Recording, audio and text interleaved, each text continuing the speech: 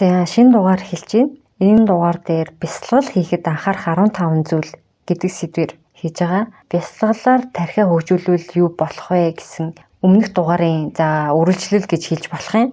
Тэр дугаарын дараа хүмүүс бясалгалынхаа энэ талаар дахиад үргэлжлүүлээд хийгээч гэсэн байсан. Тэгээд тэн дээр нэрэ Люси гээд кинонаас хэсгүүдийг оруулсан чинь Европын ч юм уу зарим нэг улсуудад болохоор блоклогдсон юм байна лээ. Тэгэхээр хэрвээ тэр дугаарыг сонсож чадаагүй байгаа хүмүүс байх юм бол M+ тэр аудио хэлбэрээр нь бол оруулсан байгаа. Тэгээд тэрний линкийг энэ доор үлдээгчээ. Тэгэхээр тэрийг сонсоод үргэлжлээд энэ дугаарыг сонсоорой гэж хүсье.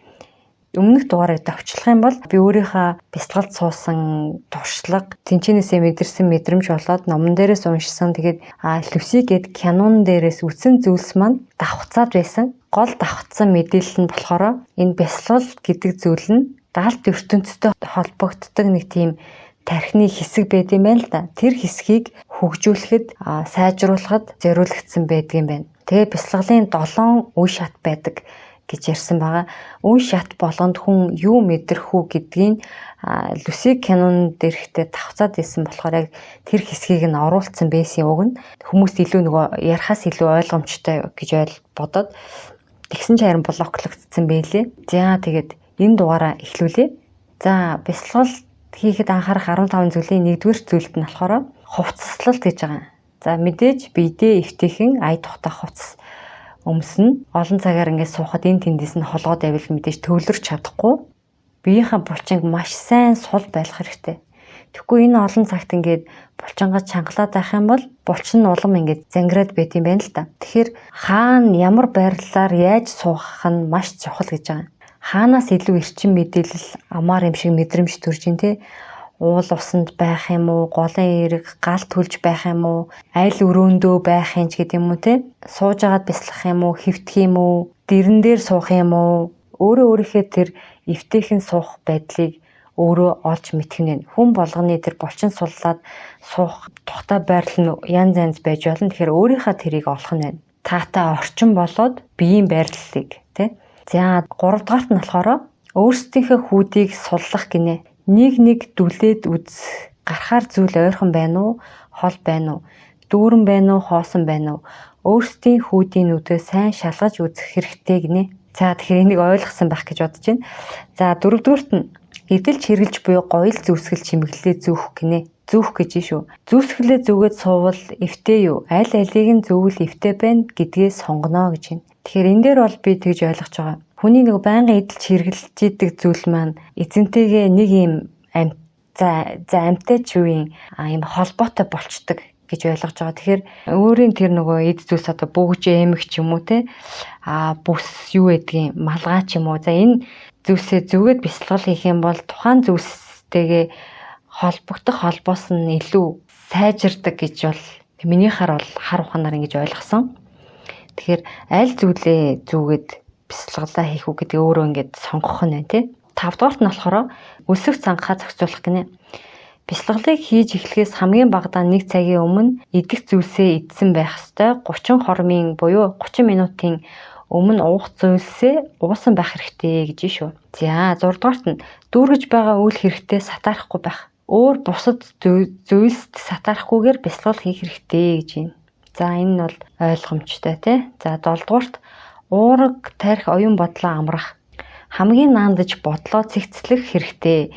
Тэхийн тулд орон зайнаасаа чөлөөлөгд. Хажууд чинь мянган үр орилж, чарлаж, уйлж унжиж байсан ч бясалгал хийж чадах хэмжээнд болж сур гэж байна. Ингийн тулд үрс байгальдаа гарч бясалгал хийдэг. Хинч хажууд чинь юу гэж байсан сатаарахгүй байж сурах хэрэгтэй. Үрс бодлоо чөлөөлж, төвлөрүүлж сурахын тулд идэж уух үедээ идэж л уу. Унтаж хэвтэх үедээ унтаж хэвт. Хийх гэсэн зүйлээ бахан хоромд нь ариун ихээр дүүрэг. Ингэвэл бодол чинь олон зүйл сатаарахгүй байж чаднаа гэж байгаа. Үрс шууд л 2-3 тархиа ажилуулах гэж үзэж байна. Ингэж ажилуулж байгаа тархинуудынхаа үүлийг олигтойхон ч дүүрэхгүй юм аа гэж байна. За энэ нөгөө юу гэж юм, бид нар ингээд давхар олон юм хийгээд идэг шүү дээ. За зурагт үзчихийж хажууд нь гар утсаа яадаг те. Аль алинд нь ингээ анхаарч идэг. Хоолоо хийж хажууд нь зурагтаа үзэж идэг. 0-доо сууж байгаа хэрнээ уцаа үзчихийдэг жишээ нь. Одоо бүр ингээд хоолоо идэж явахдаа хүртэл уцаа ингээд оролдож байгаа тийм байдал байгаа шүү дээ бидэнд. Тэгэхээр тархиа олон юмд ингээд олон тал руу ажилуулад тэг 2 3 4 юмд ингээд зэрэг ажилуулах гэдэг. Энэ маань бид нарыг нэг юмдаа төвлөрөх чадваргүй болгож идэг гэдгийг л одоо хэлэх гээд байгаа юм байна. Тэгэхээр хэрвээ чи хоол идчихэл байгаа бол зөвхөн хоолоо л ид те. Тэрийгэж ажиллаад ямар амттай байна тэрийгэ мэдрээд ингээд идэх хэрэгтэй. Хоолоо хийж байгаа бол хоолоо л хий те. Төмсөө хэрчлээ өөр юм сатарахгүй. Ном уншиж байгаа бол номоо л унш. За гэр орноо цэвэрлж байгаа бол яг тэр тухайн цэвэрлж байгаа тэр юм руугаа анхаарах хандуулах. Машин барьж байгаа бол яг л машин барьж байгаа тэр процесстэй анхаарлаа хандуулах гэх юм уу те. Ингээд нэг зүйлдээ анхаарлаа төвлөрүүлээ сурчих юм бол хоёр зүйлд анхаарал төвлөрүүлж сурах боломжтой гэж юм сурж эхэлдэг гинэ. Нэгдэн ч төвлөрч сураагүй юм бижээ 3 4 юмд ингээд те олон юмд сатааруулахаар уурах тарих оюун бодлоо бол амраахгүй байна гэсэн үг юм байна. Амрахгүй байгаа тарих 2 3 байтгаа нэг ч юмд төвлөрч чадахгүй гэсэн үг болж таарч байна. 8-д нь болохоор дараагийн нэг зүйл нь орон зайнаасаа чөлөөлөгдөх гэж өвгөн бие хэлсэн гэж байна. Ингийн тулд өрс тэнгэр нурж байсан ч үйл хэрэгэ дүүргэж сураа. Үүний тулд 100 үр шугсан газар тэр дундаас нэг үртэй хөрөлдөж байлаа гэж бодвол тэр үртэй л эрчмийн холбоо үүсгэж орон зайн хүрээг татах хэрэгтэй гэж байна. Энэ нь тэр үртэй холбогдох хэм хэмнэлээ олж авна гэсэн үг юм. Үр болгон ямарваа нэгэн юм хэлж байхад толгооноос нь долгион цацарч байдгаа.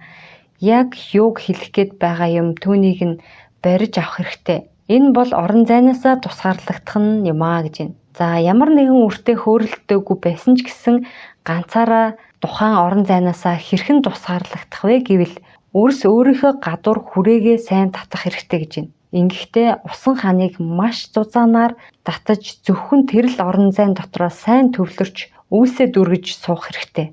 Усан ханыг босгож байгаад бясалгалаа хий гэж байна.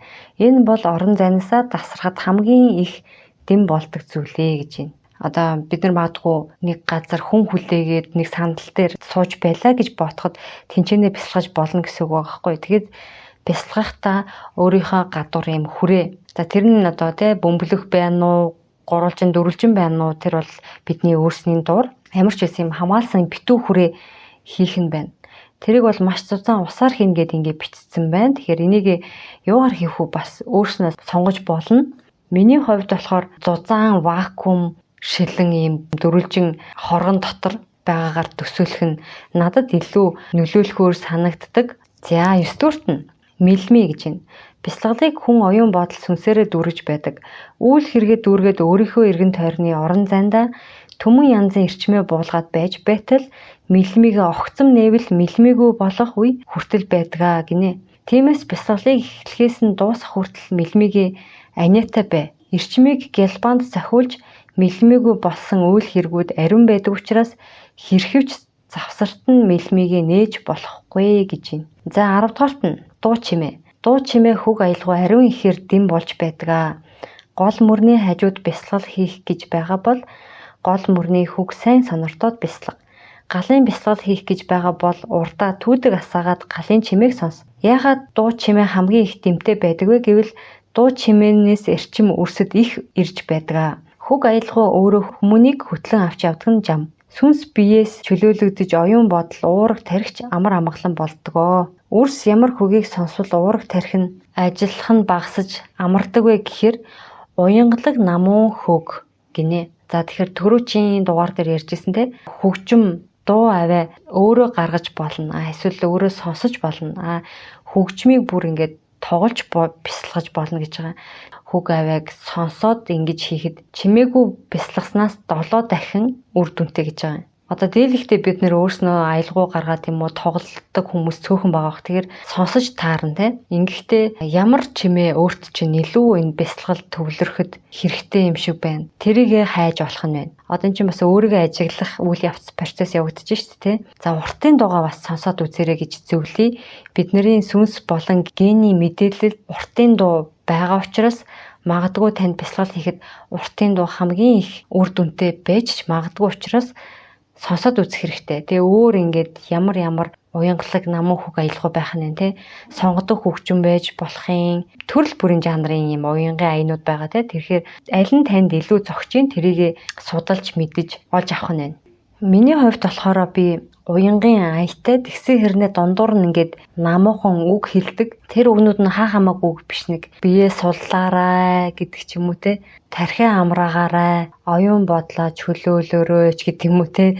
Нэг тиймэрхүү одоо би юу хийгээд байгааг минь үе сануулах маягаар хэлж ивэл тэгэхгүй би хэдий ингээд уянгын аяс сонсоод байгаа ч гэсэн бас юм ботсон явж идэг. Тэнгүүд юу хийж байгааг минь үе ингээд сануулаад байх юм бол өөр дүнтэй юм шиг санагдсан. Ингээ миний л хувьд штэ. За тэгэд 11-т нь үг авья гинэ. Бясалгал хийхэд үг чухал байдаг. Ягаад гэвэл зарим үед хөг аялгауг оролдог гэднэ. Зарим үед сүнсээрээ алдын мэдээлэл солилцож байхад хөг аялгаугаар үйл дүүргэж байдаг. Тийм учраас бясалгал хийн гэдэг нь таг дуугүй суухыг бас хэлэхгүй гэж байна. Таг дуугүй суугч бясалгалууд байдаг. Ямар эрчим дутагдж байна түүнийг хөг авьяагаар гаргах хэрэгтэй. Үг өөрөө амьтай учраас сүнсээрээ дайн тулаан хийгээд явж байхад зэвсэг хүртэл болгодгоо гэж байна. За тэгэхээр үгээр хүнийг алчч болно, амьдруулчих болно гэдэг шиг ямар эрчим дутагдж байна түүнийг хөг авьяагаар гаргах хэрэгтэй гэж байна. Би жоохон арай өөрөөр тайлбарлах гад үзье. Манай нөгөө даалт ухамсартайгаа холбогдъё гэд дугаарын 3 дахь дугаар дээр нь ярьжсэн. Аливаа зүйлд төвлөрөөд тэгээд төсөөлөөд ирээдүйд одоо өрнж байгаа мэтэр ярих юм бол тэр зүйл нь болох процессыг илүү хурдсагдаг гэж ярьсан. Тэгэхээр нэг төрлийн энэ маань болохоор манифест буюу өөрийнхөө хүсэж байгаа хүсэл мөрөөдлийг өөрлөгөө татах, илүү наашлуулах боломжтой гэж ярьж ирсэн те. Тэгэхээр жишээ нь ингээд маш сайн хань ижилтэй болё те. Мөрөөдлийн залуутайгаа мөрөөдлийн хүүхэнтэйгээ учрамаар ингээд ганц бие явж байгаа хүн байж иж болно. За тэр маань тэгэхээр яах нь ирээдүйд тэр мөрөөдлийн залуут болон бүсгүйтэйгээ учирсан байгаагаар төсөөлөх нь байна. Эвтэйг хувц мовцаа өмсөөд ингээд төвлөрч суугаад аль хэдийн болцсон байгаагаар төсөөлж ярина гэсэн үг. Бид хоёр ингэж танилцсан ч гэдэг юм уу те. Тэр маань тэр одоо ийм хүн надад ийм хайртай, би тэрэндээ ийм хайртай. Бид хоёр ингэж бие биентэй тус тэмтэй байдаг ч гэдэг юм уу те. Миний стажийнхэн мөрөөдлийн хүн байж таарсан гэдэг юм одоо сайхан мөрөөдөж ярина штэ. Тэгээ ингээ ярихад ирээдүйд хүсэж мөрөөдөж байгаа тэр зүйлээ илүү наашлуулах, өөрлөгөө татах ийм боломжтой байдаг гэж хэлсэн. За тэрийг л гэж би бол хувьдаа ойлгож байна. За 12-т нь эрчим гэж байна. Бясалгал хийн гээд эрчим сул байж болохгүй. Ялангуяа махан биеийн эрчим. Суйлдаж ядарсан махан биетэй байвал унтна. Махан биеийн болон сүнсэн биеийн эрчим аль нь хэрэгтэй. Эрчим хэрэгтэйгийн учир нь маш их хэмжээний мэдээлэл хүнд ирлээ гэж бодоход махан биеийн тэнхээ муу бол эрчимд цохиулан зүрх нь хүртэл зогсох үе байдаг гинэ. За тэгэхээр энэ бясалгал гэдэг маань даалт ухамсартайгаа холбогдох тэр тархиа хөгжүүлээд байгаа тийм процесс гэж байгаа шүү дээ. Тэгэхээр нэлээ ингээ хийгээ явж итэл яах нь вэ? Таны тархи хөгжснөөр хүсэн хүсээгүй тэр мэдээллээс авч эхэлнэ гэсэн үг болж таарж байгаа. Тэгэхээр тэр мэдээллийг авах үед бидний сүнсэн биеч тэр, махан биеч тэр эрчим энергитэй, эрч хүчтэй байх хэрэгтэй болж таарж байгаа. Тэгэхээр сүнсэн болоод сэтгэл бие эрчим хүчээр хооллох талаар бол өмнөх дугаарууд дээр байгаа. Даалт ухамсартайгаа холбогдъё гэж 6 дугаарын 1-р дугаар дээр ярьсан байгаа. Тэдгээр дугааруудыг бас доор хэрэг сонсоогүй бол линк үлдээчи. Нөхөд сонсчвал их зүгээр. Махан бие, сэтгэл бие, сүнсэн бие аль энэ гурлаа хүчтэй байж иж энэ даалт ертөнцөөс мэдээлэл авдаг гэж байгаа. Одоо махан бие жишээ нь ингээл ядарсан тийм байх юм бол нойрмоглон унтаж байгаад сүнсээ махан биенээс гаргачихад сүнсээ хэн чадахгүйгээс болоод олзлогдчихвол яах вэ гэж байна. Завсрын ертөнцийн сүнс шүүрэгчд гэж бие гэдэг гинэ. Тэднэрээр шүүрүүлээд эрлэг тамд очичхул яана. Ямарваа нэгэн харын хүлээ барианд хүлэгдвэл яах вэ? Тэгэхээр махан бие болон сүнсэн бие, сэтгэл биеийн эрчим их байх ёстой гэж байна. За 13-т нь хамгаалалт гинэ. Махан биеийн хамгаалалт бас чухлаа гэж байна. Үрс сүнсээрээ гараад явчихдаг юм байж махан бие яах юм? Сүнсээ гаргачихлаа сүнсэн бие хамгаалалтгүй яах юм? Махан бие сүнсэн биеийн ямарваа нэгэн хар муу зүйлс бүчээд авбал яах болж байна? Энэ бол маш их тохиолддог зүйл гинэ. Тэгэхээр заавал бясалгал хийхээсээ урьдаар махан биенээсээ сүнсээ гаргаад махан бие болон сүнсэн бие тойруулан хамгаалалт хийх хэрэгтэй. Дөрөвчийн дугаар дээрсэн те бясалгалын 7 шат байгаа. Тэрний 2 дугаар шат руу норсон хүмүүс юм хамгаалалт бол хийх хэрэгтэй юм байна. Одоо сүнсээ арай биенээсээ гаргач төвшөнд хүрээгүй байгаа хүмүүс байх юм бол махан биеэ хүрээлүүлээд түрүүний ярьсан нөгөө усан хамгаалалт, ус, дээрэс нь хий, бас гал гэдэг ийм 3 төрлийн бүрхүүлийг үүсгэж хэрэгтэй. Одоо бодлынхаа хүчээр гал, хий, ус. Хий нь болохоор галыгаач дэмжин, усыгаач дэмжин гэсэн утгаараа хий нь голдоо тэгээд гал, хий, ус. Хий нь одоо салхи гэдээ ойлгочих болно. Тэгэхээр галан бүрхүүл үүсгэлээ чадвал 108 давхархтаа үүсгэж гин гэж төсөөлөөрэй. Тэгээд хийн бүрхүүл үүсгэлээ хамгийн гадуур нь усан бүрхүүл үүсгэлээ. Энэ бол бас нэг хамгаалалтын арга. Тэгээд бясалгал хийхдээ ч бас нэг төрлийн төвлөрлийн арга болж өгч чадна. За тэгээд өөрийнхөө махан биенээс сүнсэн биеэ гаргаж чаддаг болсон тохиолдолд махан биенийхээ гадуур ч энэ бүрхүүлээ үүсгээд сүнсэн биенийхээ гадуур ч бас бүрхүүлээ үүсгэх ёстой байна. Хоёуланд нь тэгжиж сүнсэн биеэж хамгаална, махан биеэж хамгаалах боломжтой болно гэсэн үг юм байна. За хэрвээ төрөлхийн энэ 70 ертөнцтэй холбогдох боломжтой тэр бөөгийн тархин хөгжил сайтад төрсэн хүмүүс буюу одоо энэ зүн бэлэгтэн, улаач, бөөг хидгэр хүмүүс нь болохоор махан болоод сүнсэн биеийг манж байдаг өвгөд гэж байдаг гэж байгаа байхгүй. Тэр өвгөдтөө өөрийнхөө махан болоод сүнсэн биеийг захиж даатгаж өгдөг юм байна. Бясалгал хийх гэж байна шүү өрнө. Өөрийнхөө махан бие сүнсэн биеийг манараа өвгөд минь гэд. Тэгтээ тийм ундлагатай, тийм эрдэм чадaltaй, тийм өвгөд минь хэмээн магтан өрөөж байх хэрэгтэй гинэ. Үрс та бүхэн өвгдийг захирах хүчтэй л биш бол өвгдийг заавал хүндэлж харьцах хэрэгтэй гэсэн биш үү. Улаачид зүүн бэлэгтэй хүмүүс сонсож байгаа бол ингэсэн байна. За 14-т нь дэмнэх эдүүд гинэ.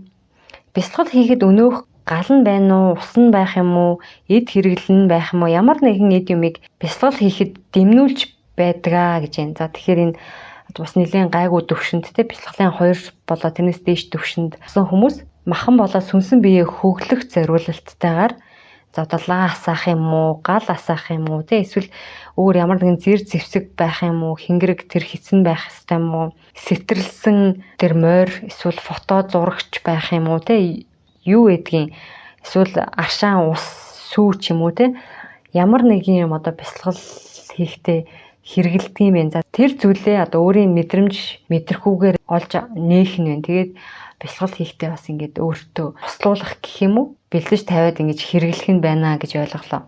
За 15 дээр нь болохоор зорилго гэж байна. Бясалгал ямар зорилгоор хийж байгаа вэ гэдгээ тодорхойлох гэсэн үг. За тэгэхээр маш олон төрлийн бясалгалууд бий. Өнгөрсөн үе рүү очих, ирээдүг рүү очих, одоо цагаараа аялах, Тэнгэрээс өвгдөөс мэдээллийг авах, Тэнгэрийн их өвгөдтэй үйл хэрэг хөөрөлдөх, Тэнгэрээр далдын ертөнцөөр аялаж үзэх, өөрсдийнхөө махан ба сүнсэн биеийг эмчилж эрчим хураах, өөрсдөө таних мэдэх, дайн тулааны мөн чанарыг таних, орон зайгаа таньж мэдэх, ямар нэгэн үйл хэргийг далдын ертөнцид дүүргэх, өнөөх олон шидүүдийг ашиглаж үзэх, судрыг нь унших гих мэт эрдмийн бясалгалууд байна гэж байна. Мэдрэмжээ нэмэх, махан биеийг олох бясалгал гээд маш олон төрлийн бясалгал байдгаа гэж байна.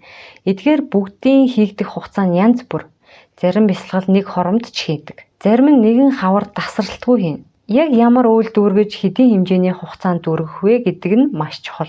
Зорилгоо тогтоож байж хэр удаан суух уу, хизээ идэж уух уу, хизээ нь унтах уу, хаана очих уу, юу хэрэглэх үү, амралттай байх юм уу, завсарт нь идэж уух юм уу гих мэтчлэн одоо бүх зүйлийг бол зорилгоосоо тодорхой болгох ёстой гэж байна. Хүмүүн бүхий л мэдээлэлээ бодлоороо авдаг. Өөрөөсөө бодлоороо дамнуулан амаараа үйлдэлээрээ гаргадаг. Бодол үлгүйхийн цагт уг нь үйлдэл болдог. Одоогоор 1089 төрлийн бясалгал байна гэж шүү. За тэгэхээр маш олон бясалгал байдаг. Зорилго нь өөр байх нь. Зорилгоосоо шалтгаалж хугацаанд хаана юу хэрэглэх үү, унтах юм уу, амрах юм уу, хэр хугацаанд тасралтгүй явахын гэх мэтчлэн зүйлүүд нь бол тодорхой болох нэ 1-ээс 14 хүртэл энэ бүх зүйл нь зорилгоос тодорхой болох юм байна. Янзын бясалгал хийж болох нь байна. Бид нэр юу хүсэж байгаа, ямар юмд үр дүнд хүрэх гээд байгаа. Тэр болгоноороо өөрөө тодорхойлж юу хэрэглэх үү, яах вэ гэдэг бид нэр өөрснөө мэдгэнэ шүү дээ. За зарим хүмүүс эрүүл болъё гэд бясалгаж болно ирүүлжээ. Зарим хүмүүс магадгүй турыг гэж бясалгаж болно. Зарим хүмүүс нь бүр гадаад хэл сурыг, тэ Франц хэл сурыг, англи хэл сурыг гэж бясалгаж болох юм байна. Ер нь бол нэг юмд төвлөрөөд, төсөөлөөд ингээ хийх юм бол илүү тэр зүйлийг сурахад хэрэгтэй. Бүр нөгөө улаач зүүн бэлэгтэй хүмүүс нь бол дархиндаа тэр гадаад хэллийг цэгцтэйгээр өөрийнхөө чадлаар эсвэл онгодынхоо тусламжтайгаар ингэж дархиндаа байрлуулж чаддаг гэж байгаа байхгүй юу? Англи хэлийг хурдан хугацаанд тэгж дархиндаа шууд автоматар гэх юм уу сурах боломж бас байдаг гэж сонсч ийсэн. Гэхдээ би яг яадгийг нь бол сайн мэдэхгүй байна. Тэгэхээр бясалгал бол маш олон зорилготой байж болох нь байна тий. Ирээдүйн хүсэл мөрөөдлөө биелүүлэх, далдын ертөнцөөс мэдээлэл авах, өөрийнхөө сүнс, өөрийнхөө генээс мэдээлэл авах, сүүлийн тэр мөрөн дээр хүмүүн бүхий л мэдээлэлээ бодлороо авдаг гэдэг жан. Тэгэхээр энэ номнуудыг уншиж байхад дээрэс нь онгодуудын ярьснаар бол бид нэр өмнө нь хизээж уншиж байгаа, хизээж сурж байгаагүй, мэдж байгаагүй зүйлээ өөрөөсөө асуугаад хариулт авах боломжтой гэж яриад байсан. Асуугаад хариулт авах төвшөнд хүрэхийн тулд бөөгийн тархиныхаа хөгжлийг бясалгалын тусламжтай бол сайжруулад тэр мэдээллээс аваад байх боломжтой. Зүгээр л дотроосоо ч гэх юм уу да мэдээлэл чинь гэхдээ дотн гадна гэсэн ойлголт байхгүй л бах л та. Мэдээлэл бидний эргэн тойронд байгаа бүх зүйл мэдээллээ солилцож авч өгөлцөж байгаа. Мэдээлэл хадгалагдах хуулаараа хадгалагдж байгаа. Бидний бодсон хийсэн бүх зүйл хадгалагдсан байгаа. Бүх хүний хадгалагдж байгаа. Бүх өмнөх төрөлтүүдийн хийж бүтээсэн зүйлс, мэддэг чаддаг зүйлс би өмнөх төрөлдөө магадгүй физикийн ухаанд маш сайн тийм хүн байсан гэж үзэх юм бол миний сүнсэнд тэр физикийн ухааны мэдээлэл байх хэрэгтэй байхгүй юу. Тэгэхээр физикийн талаар би энэ амьдралдаа мэдхгүй, сураагүй юмаа асуугаад хариултыг авах боломжтой л гэж яриад байгаа. За тэгэхээр энэ төвшөнд мэдээж хүрэхийн тулд биднээс маш их цаг хугацаа, маш их дэсвэр төвчээр тэгээд дээрэс нь зөвхөн бясалгаа суугаад авахгүй одоо түрүүн юу гэсэн бэ? Өөр юм сатарахгүй бясалгах ёстой гэхээр өөрийн чинь амьдралд тулгарч байгаа элдв бэрхшээл, саад одоо асуудал байгаа шүү дээ хүн болгонд. Тэр асуудлаа зэгцээд явчих ёстой, хийх ёстой юм хийгээд сатарахгүй байх боломжийг өөртөө олгоно гэдэг чинь бол бас нэлээд хүч хөдөлмөр ухаан цаг хугацаа зарж иж тэр далд ертөнцөөс мэдээлэл авах боломжтой болно гэсэн үг болж таарж байгаа.